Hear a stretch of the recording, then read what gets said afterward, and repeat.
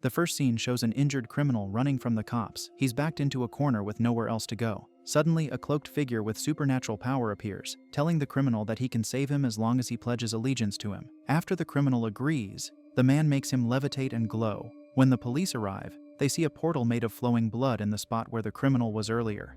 In the next scene, a monk named Chan gets a vision depicting an apocalypse. After seeing this, he starts heading out and informs his master that a necromancer has returned to the mortal realm. This means that he must set out to stop him.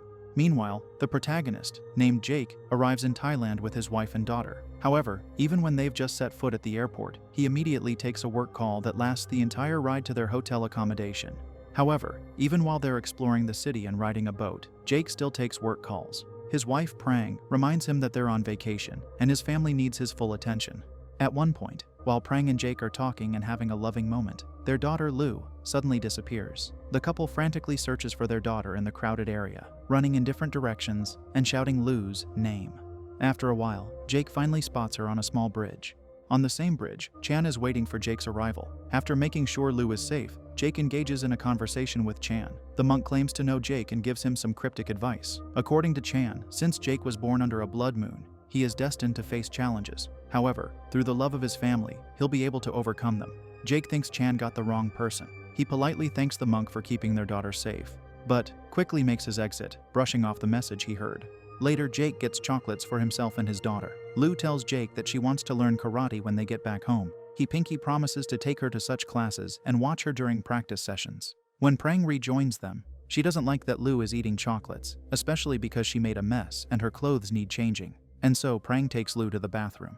Soon after, a shady-looking fellow enters the mall and causes immediate chaos. This is the same criminal from the start of the movie, Mech. He starts shooting anyone he sees on sight, taking down several civilians in the process. Even the mall security guards fall one by one. In the sea of people running away, Jake meets his family. He tells them to hide and wait for him. Naturally, Prang wants Jake to be with them. However, as a police officer, Jake's sense of duty to protect innocent people comes first. He offers them one final reassurance that everything will be okay before he goes back to confront the active shooter.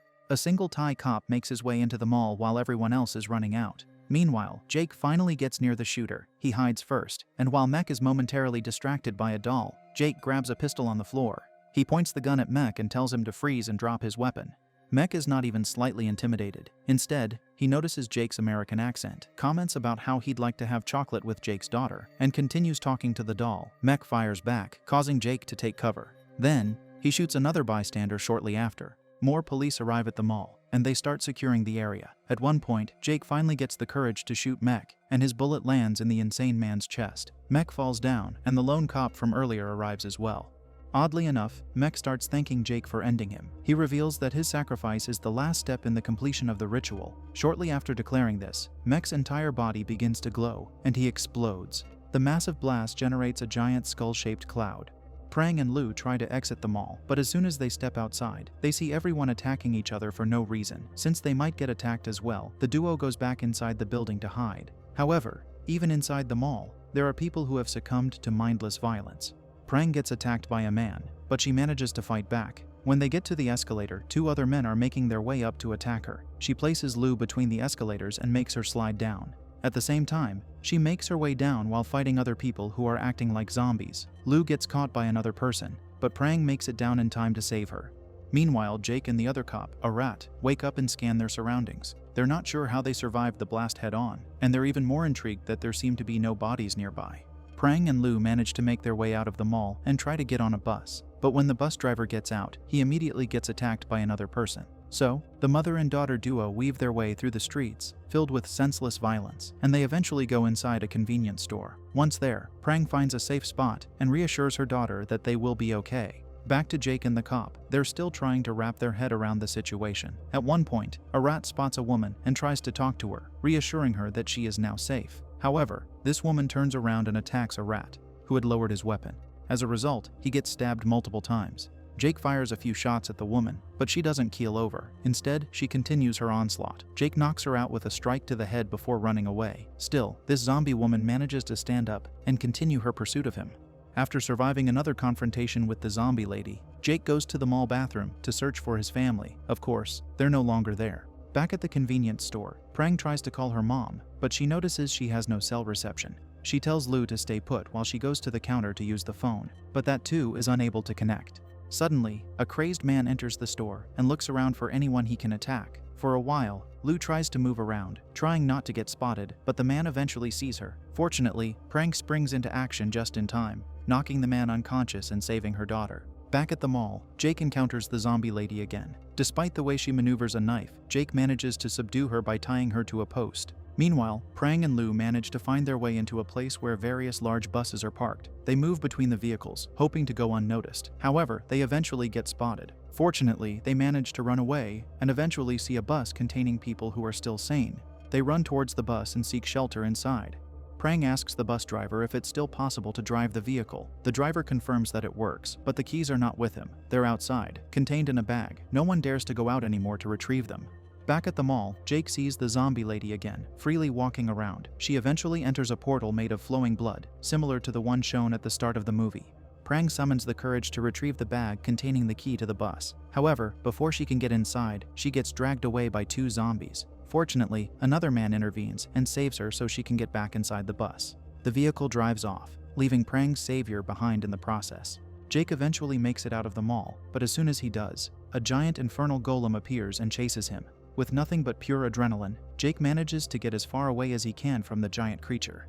Meanwhile, the bus that Prang and Lu are in encounters a roadblock. Since they won't be able to get through, the driver informs them they'll have to turn around. Prang decides to get off the bus and continue the journey on foot with her daughter, despite how dangerous it's going to be. They simply can't go back. Jake continues to run away from the infernal giant, relentlessly chasing him. He eventually gets saved by Chan, who asks Jake to follow him if he wants to know where his family is. Chan takes Jake to his room to explain what's going on.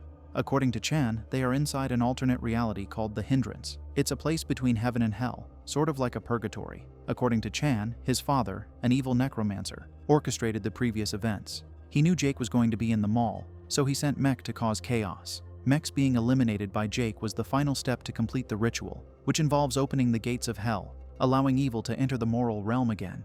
The reason Jake had to be the one to take down Mech is that he is what is called the keeper of the gates of hell. He doesn't know it, but Jake became the keeper because of the circumstances of his birth. His mother passed away while giving birth to him during a blood moon, which resulted in him becoming the keeper. Naturally, Jake doesn't want to accept what's happening. He just wants to see his family. However, Chan insists that he'll be able to find his family faster if Jake helps him close the gates of hell first and defeat his father. Jake, although reluctant at first, decides to agree to Chan's conditions as long as he keeps his word regarding helping locate his family. Prang and Lu arrive back at their hotel and witness a woman being attacked by a man. Prang decides to help, and she successfully knocks out the man by smashing a bottle on his head. After this, the two finally get back to their hotel room. Once there, they finally see the gravity of the situation from the view from their window. It's a grim scene, and they have no idea that they are in an alternate reality, since the phone line is also not functioning there. The two have no choice but to stay calm and stay put. Back to Jake. He's currently walking with Chan. The monk explains that they need to find Mech in the Hindrance so he can lead them to his father. Chan then proceeds to talk about how his father became a necromancer, and a flashback plays. During the flashback, Chan's father took 2 forbidden scriptures from his master. Since he was unprepared to read these scriptures, they consumed and corrupted him, turning him into a necromancer. He even tried to possess the body of his own son. However, Chan's mother saved him and eliminated his father. Now Chan still possessed the knowledge in those forbidden scriptures. He needed to learn them in order to prepare for his father's possible return.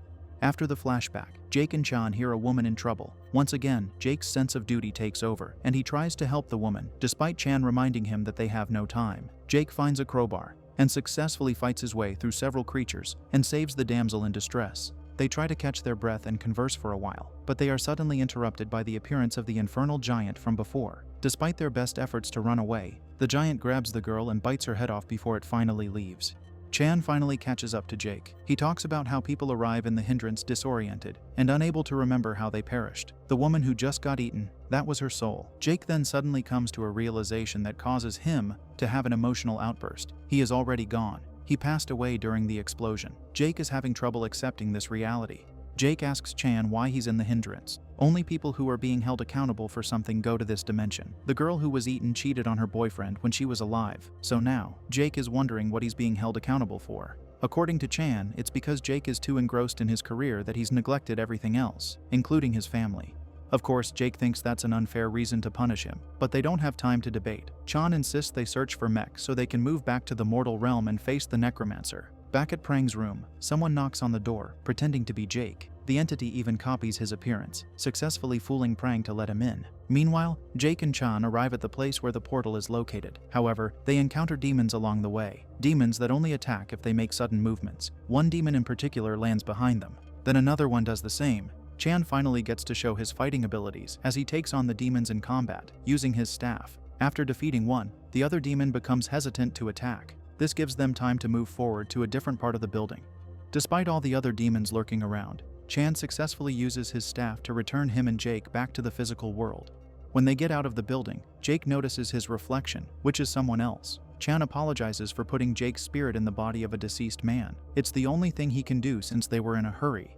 Jake doesn't like the state he is in, but he is in no position to complain.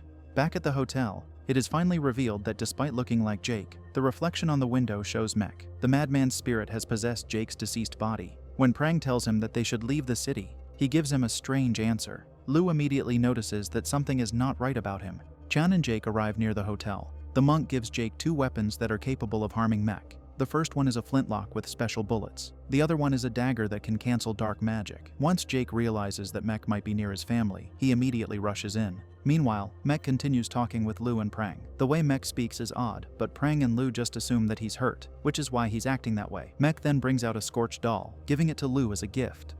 When Jake and Chan finally arrive at the hotel room, no one is there. All that is left is the scorched doll. When Jake hears Lu's voice from below, he immediately runs down to see them. However, when he finally comes face to face with his family, their reaction is fear. After all, Jake is in someone else's body. Mech appears from behind and hits Jake in the head, knocking him down. He also pins him to the ground. Mech takes the time to insult Jake while he's down. He tells Jake that all this happened to him because he tried to play the hero. Mech wants Jake to suffer and see everything he has taken from him. Jake manages to break free from Mech and fight back. This results in an extensive brawl, and they both end up in the pool. At one point, Jake is able to take out the mystic dagger, but before he can strike, Prang gets their attention. She has the flintlock and is ready to shoot. Despite his different appearance, Jake tries to convince his family that he's actually the real Jake. Mech counters by screaming at Prang, telling her to shoot the monster. Lu manages to notice the nuance of her father's speech. She tells him to swear that he is telling the truth. Jake, in response, shows his pinky finger, signifying a promise that cannot be broken. The flintlock is fired and Prang ends up shooting the real Jake. During the immediate aftermath, Mech tells Prang and Lu that they need to go somewhere else. A blood portal then opens near them, and Mech ushers them to get inside. The next day, Jake's spirit emerges from the pool, and while he's catching his breath, a demon shows up and attacks him. Fortunately, he wakes up in Chan's room. Turns out the monk saved him. Chan shows Jake a piece of paper that he found in the hotel room. It contains instructions written in a mystic language. It's basically a clue accidentally left by Mech that shows the location where he will be taking Jake's family. Chan and Jake soon arrive at an abandoned mansion, which is a place that contains the gates of hell. Before they go in, Chan promises to get Jake a better vessel for the upcoming confrontation. Meanwhile, inside, Mech drags Prang and Lu to the central room. There they meet Chan's father, the necromancer. Prang finally realizes what's going on, but it's too late. Even when she breaks free from Mech, several cultists appear and surround them. The necromancer reveals his intentions to draw blood from Lu, since she has the Keeper's blood, and at the same time, he takes off his mask. Chan and Jake then arrive at the spot where they can go back to the physical realm. Jake is ready to fight, weapons in hand. Chan slams his staff to the ground so they can teleport. Back in the chamber, the necromancer prepares to finish the ritual that will open the gates of hell. He angles his knife, ready to drive it down on the floating Lu, but before he can do so, Jake charges in, possessing the body of what seems like a capable mercenary. Jake successfully defeats all the cultists one by one, displaying his expertise in wielding a dagger in combat. With everyone else defeated, Mech finally steps in to fight Jake one-on-one. Just like in their previous battle, Jake and Mech are evenly matched. Neither one shows signs of losing. While the fight is happening, Prang manages to break free from her captor and picks up the flintlock on the floor. With this, she shoots the necromancer's hand before he can stab Lu. Jake manages to pin Mech to the ground, but he gets distracted while saving Prang from an attacker. This gives Mech an opportunity to counterattack. Fortunately, Prang comes in clutch by throwing the flintlock at Jake, allowing him to shoot Mech. The shot unalives Mech, sending him back to the Hindrance. Once there, the infernal giant shows up and immediately grabs him and tears him apart. A fitting end for an insane criminal. Jake also manages to swiftly dispose of the necromancer with one stab. However, before breathing his last breath, the necromancer reveals that Chan didn't tell Jake one important detail. In order to close the gates of hell, Jake has to pass through the gate himself. Jake doesn't hesitate to do what he must. He meets his family and says his final farewell before heading inside the gate. He promises to find a way back. Once in hell, Jake's soul is consumed by the flames. His spirit disintegrates. Meanwhile, Prang finally arrives at her mother's home with her daughter, and she's glad to see the old lady safe. The final scene of the movie shows a woman investigating a ruined home and suddenly opening a portal to hell, a hint that the story is not completely over just yet.